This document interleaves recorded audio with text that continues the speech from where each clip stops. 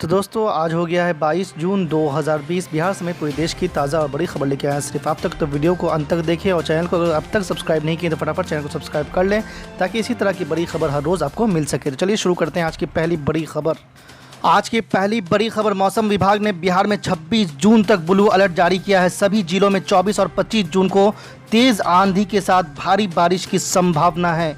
पटना में पिछले 2 दिनों में हुई 109 mm बारिश से दिन का तापमान में गिरावट आया है, तो वहीं रात का पारा लगातार चढ़ रहा है।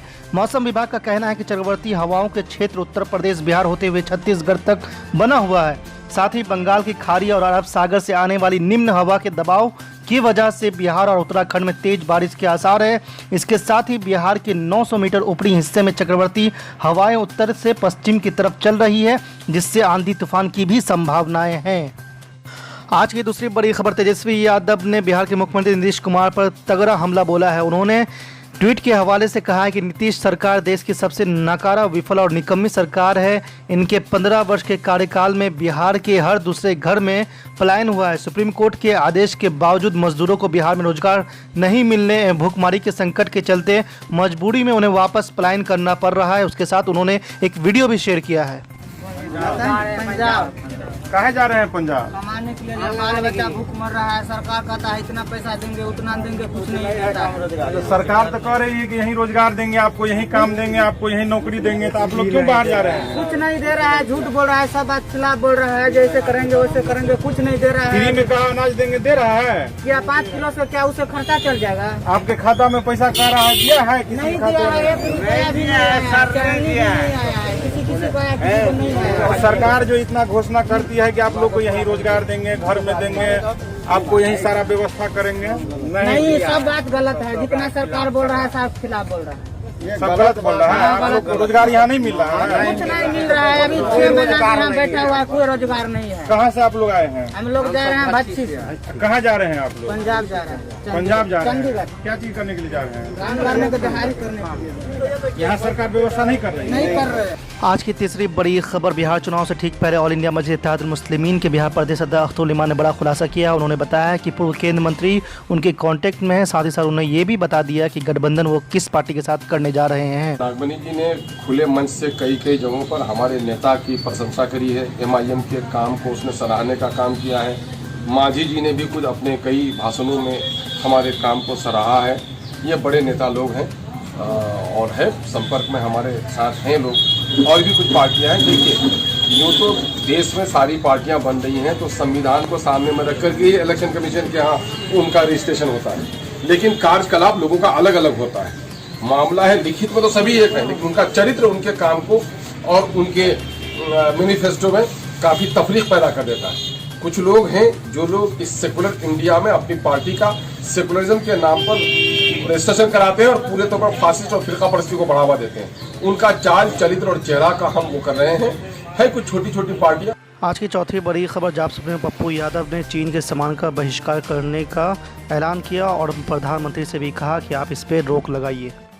एडवर्टाइजमेंट कंपनी को बैन करेगी BCCI पर यदि, और जो हीरो, वीवो, बीपो और BCCI जिसको 8 दिन का मैं अल्टीमेटम देता हूं, मैं BCCI के खिलाफ कि एक इनकी मिली भगत है, इसके खिलाफ मैं सुप्रीम कोर्ट जाऊंगा। 8 दिनों के अंदर BCCI ने एडवर्टाइजमेंट नहीं रोका तो 8 दिनों के अंदर किसी भी परिस्थितियों में सुप्रीम कोर्ट का दरवाजा खटखटाएंगे। भारत में चाइनीज सामान, सिर्फ बिहार के मुख्यमंत्री कल बयान दिए, फिर बाजार में चाइनीज सामान क्यों चल रहा है?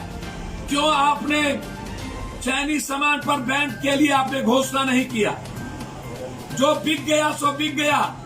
भारत की जमीन पर चाइनीज सामानों को किसी भी परिस्थिति में, चुनाव के पहले स्वदेशी और बाद में आत्मनिर्भर बनाने की बात करने वाले प्रधानमंत्री, लोकल और वोकल, क्या चाइनीज सामान के उत्पादन और कच्चा उत्पादन के बाद भारत कभी आत्मनिर्भर हो पाएगा?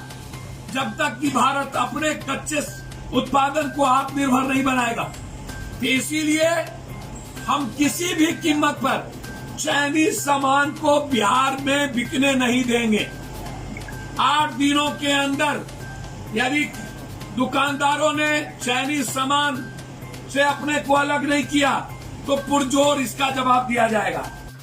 आज की 5वीं बड़ी खबर। बिहार चुनाव से पहले महागठबंधन में चल रहा है खींचातानी। आपको बता दें कि महागठबंधन में समन्वय समिति को लेकर शामिल दलों की राय अब तक 26 जून को ही सामने आ सकती है।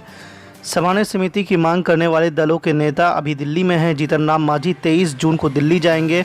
वहां उनकी सहयोगी दलों और कांग्रेस के शीर्ष नेताओं से बातचीत होगी। उसके बाद ही तस्वीर साफ हो पाएगा कि महागठबंधन रहेगा या फिर बिखर जाएगा। आपको बता दें कि हम के महासचिव संतोष मांझी ने रविवार की शाम रालोसपा और वीआईपी पार्टी के अलग स्टैंड लेने के खबरों के आधारहीन करार दिया है। कहा है कि अभी ऐसा कुछ भी नहीं हुआ है। 25 जून तक सामान्य समिति नहीं बनने के बाद हम अपना स्टैंड क्लियर करेंगे, लेकिन साथ में और दल विमर्श जारी रहेगा।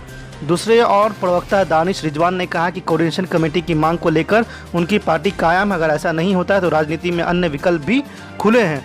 उधर भाकपा के राज्य सचिव सत्यानंद सिंह ने कहा है कि महागठबंधन में सामान्य समिति बननी चाहिए, लेकिन हम लोग किसी तिरछे मोर्चे के पक्ष में नहीं हैं। सभी वाम दलों का राय यही है कि सशक्त मोर्चा रहे जिससे कि भाजपा को हराया जा सके। आज की 6ठी बड़ी खबर। बिहार की राजनीति में पप्पू यादव की पार्टी जाप का ग्राफ दिन पर दिन ऊपर चलता ही जा रहा है। आपको बता दें कि पूर्व डीआईजी से लेकर राजद के पूर्व प्रत्याशी तक ने ज्वाइन किया जाप पार्टी। पूर्व प्रत्याशी पीरो ये राजेंद्र बाबू हैं, पूर्व डीआईजी भोजपुर जिला से आते हैं, अभी रिटायर 2019 में किए हैं।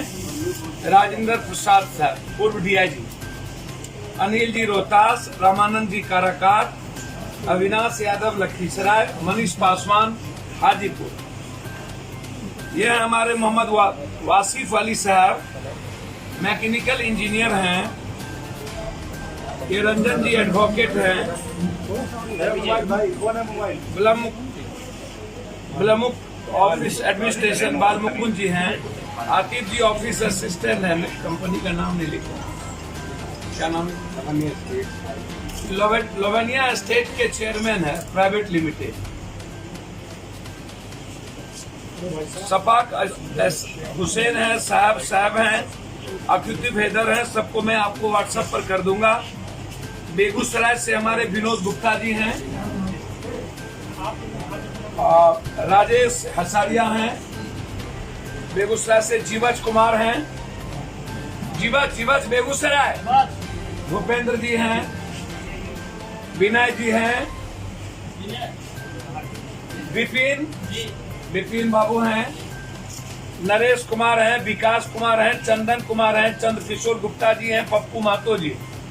ये सब लोग विभिन्न दलों से अलग से। सिर्फ डीआईजी साहब रिटायरमेंट के बाद बिहार को बचाने के लिए, बिहार के हित में जो हालात हैं 30 सालों से, उससे अलग एक नए बिहार के संकल्प के साथ बेगूसराय के सभी साथी, पूर्व प्रत्याशी हमारे पीरो राजद काशीनाथ जी और हमारे लोवेनिया कंपनी के जो चेयरमैन हैं, इनके नेतृत्व में मोहम्मद वासिफ अली, इनके नेतृत्व में रंजन कुमार एडवोकेट से लेके सभी लोग, और फुलवारी शरीफ से हमारे साथ। आज की 7वीं बड़ी खबर। बिहार से एमआईएम के एमएलए किशनगंज से कमल हुदा ने बड़ा इल्जाम लगाया है नीतीश सरकार के ऊपर। क्वारंटाइन सेंटर का जहां तक मामला है, क्वारंटाइन सेंटर में तो यकीनन जो क्वारंटाइन सेंटर में यहां पर काम हुआ है, ये बिल्कुल समझिए कि हजम होने वाली बात नहीं है। ये नीतीश कुमार जी बिना कोई प्लानिंग का, चाहे हमारे केंद्र के सरकार हो या राज्य के सरकार हो, बिना कोई प्लानिंग का प्रवासी मजदूर को, हमारे जो मजदूर भाई जो दिल्ली में, पंजाब में, हरियाणा में, मध्य प्रदेश में, नेपाल में रहता था, इन लोगों को बिहार में बुलाने का काम किया। 27 से 28 लाख मजदूर हमारे बिहार में आए। नतीजा ये हुआ कि रास्ता में इन लोगों को डंटा लगा। ये लोग कैसे कैसे करके मुश्किलें झेल करके बिहार में जब अपने घर पर आया, अपने घर में आने के बाद एक तरफ बात करते हैं कि सोशल डिस्टेंसिंग रहना है, सोशल डिस्टेंसिंग का पालन करना है। कहाँ पर सोशल डिस्टेंसिंग था? एक कमरा में 20-20 आदमी जाकर के रहने का काम करता था। कोई सोशल डिस्टेंसिंग नहीं था। ना लोगों को खाने का व्यवस्था था, ना पानी का व्यवस्था था, ना बिजली का व्यवस्था था। लोग परेशान हाल थे। मैंने विदेश में प्रदेश में तो परेशान हाल था ही, प्रदेश के बाद परेशान हाल झेल करके जो अपने घर में आए यहाँ भी परेशानी का सामना करना पड़ा। और ये तो व्यापक रूप का घोटाला सामने में आएगा। जो लोगों को किट देने की बात आई कि 2400 रुपया का किट देना है, उस किट में एक बाल्टी है, गमछा है, तौलिया है, उसके बाद बिछौना है। तो ये जो है ना, ये तो जांच का विषय है, जांच में जब आएगा तो ये घोटाला सब सामने में आएगा।